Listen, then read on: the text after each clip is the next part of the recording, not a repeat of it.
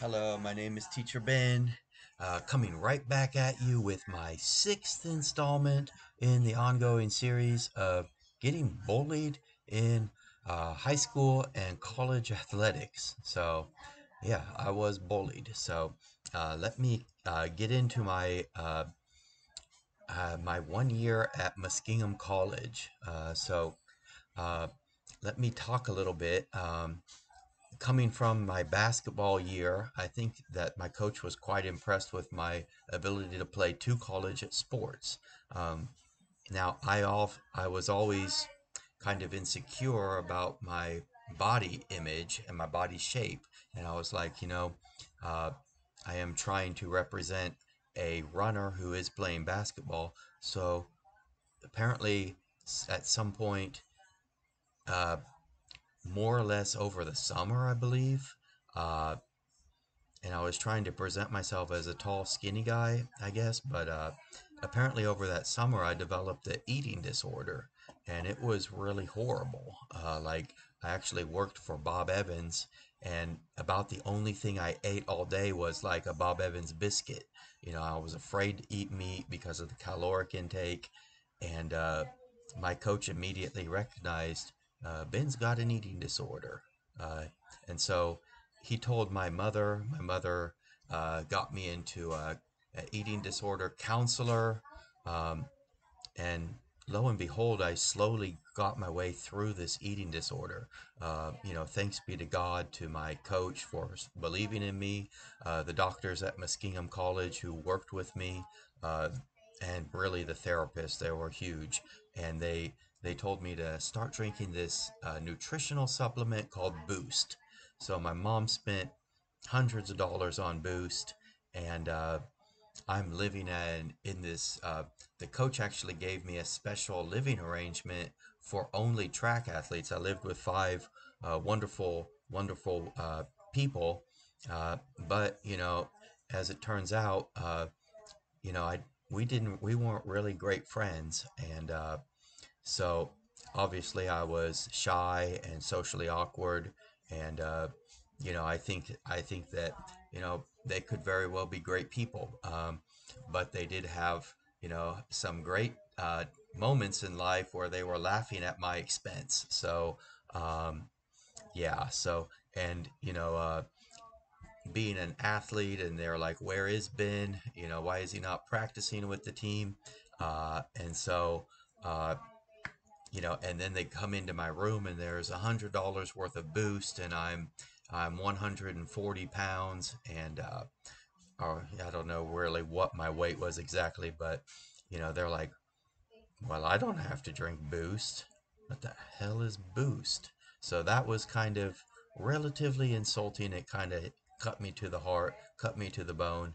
Um, Nevertheless, I made the most out of it. Some of the guys, quite encouraging. Um, I had a problem with communicating with my roommate, both as a freshman and a sophomore. Continued as a sophomore, uh, and actually, uh, yeah, the school Muskingum actually catered to students with learning disabilities, and that's part of the reason why I enrolled there. My roommate moved upstairs, and the coach actually said, Ben's got a extra room there, and it's being unused. Uh, so uh, let's move Dustin in there. Dustin also has a learning disability, and so actually Dustin, really great runner, loved running, uh, put in the hard work and had great things from his career. I think he was all OAC running an 8K in like 25:30 or so, but his senior year. But anyway, he got in trouble because uh, he tripped me, and then he got kicked off the team because of the fact that he tripped me in practice, and he ended up getting into a fight with his roommate uh, in the dormitory. And coach said, "Hey, let's move Dustin into the track house so we can have some track athletes who are seniors kind of mentor him." And he lived with me. We got along uh, okay, and so. Uh, I wasn't real nervous around Dustin because he didn't have a lot of social skills. And so let's fast forward here. And so I get over my eating disability. And like, I remember the first day I start eating like a normal man, and it feels great. And I think that day I ate maybe 2 or 3 thousand calories for dinner. I felt great. So coach said, hey, if the doctors clear you, let's let you start participating in the races. Actually, I was slow as hell. And so I could not run uh, under 30 minutes for an 8K, which is horrible. And um, so I'm like looking at one of the seniors named Chris, and I'm like, "Hey, Chris, what does it feel like to run a 8K in 30? That would be incredible." So um, anyway, I run 2 or 3 races, and here comes the conference championships. Coach enters me in with the team as like the team's number 10 runner. I suck, and I show up on that day and I run I believe it was 29:40, broke the 30-minute marker. And so we have this pattern where you see me, uh, I'm a Christian man. I've got the heart. I'm working my tail end off. Got a great work ethic, and you see that come conference championship time. I have this beautiful history. In high school, I showed up at the league meet. I showed up at the district meet. In track, I showed up at the league meet. In cross country, I show up at the league meet, get my personal record, and get my varsity letter.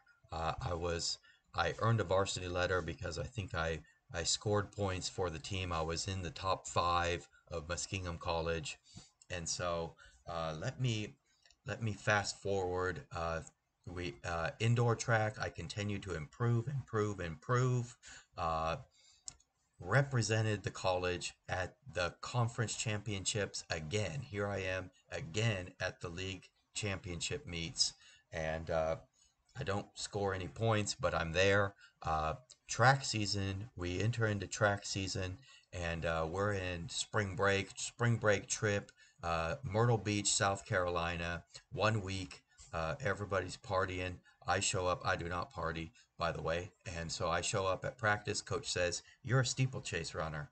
Let's teach you how to do the hurdle. Let's teach you how to hurdle your leg, how to kick your leg up and make that hurdle more quickly." I work like crazy at hurdling at my footwork. My footwork was quite wonderful from being a basketball player. Use the left leg as well as the right leg.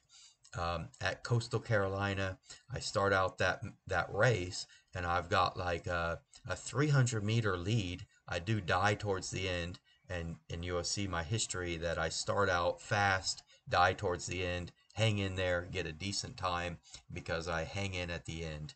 Uh, at Coastal Carolina, everybody says, "Damn, that kid is looking good at the steeplechase because he's ahead by 300 meters." I did die towards the end. However, I did win that race. 10:40, not a wonderful steeplechase time.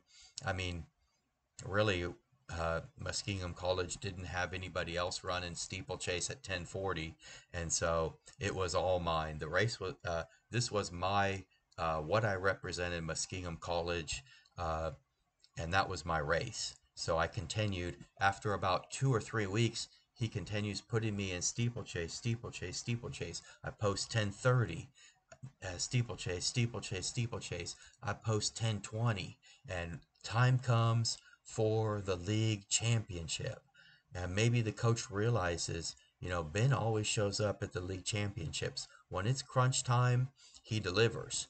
League championship, he says, "Ben, are you ready to run under 10 flat?" I said, "Coach, that's 20-second PR." He says, "You're ready." Okay, so I go out there, and I try to not get a, I try to not make an incredible start, but I do get a good start. It's very painful. 1 mile in, I want to say I'm in 6th or 5th place, staying with the crowd. 1.6 miles, 1.7 miles. It is absolute hell, and it's painful. I've got 2/10 of a mile, I'm in sixth place, and we're coming around. There's maybe 100 meters to go. I want to say that probably the sixth place guy was maybe 9:40, but seventh, eighth, ninth, and 10th, we are all right at that 10-minute marker. And I think I realize I'm going to break 10. And so I stay in there. There's four or five guys trying to be all league, all Ohio Athletic Conference. I stay right there. I do not flinch. In the face of pain, I did not flinch. And I got eighth place in the Ohio Athletic Conference. Some of the boys who are being recruited by John Carroll saw me uh, get eighth place at the Ohio Athletic Conference, 9:59, the crowning achievement of my running career, I would say. So there you have it. That is my fifth installment. We will see you in the sixth installment.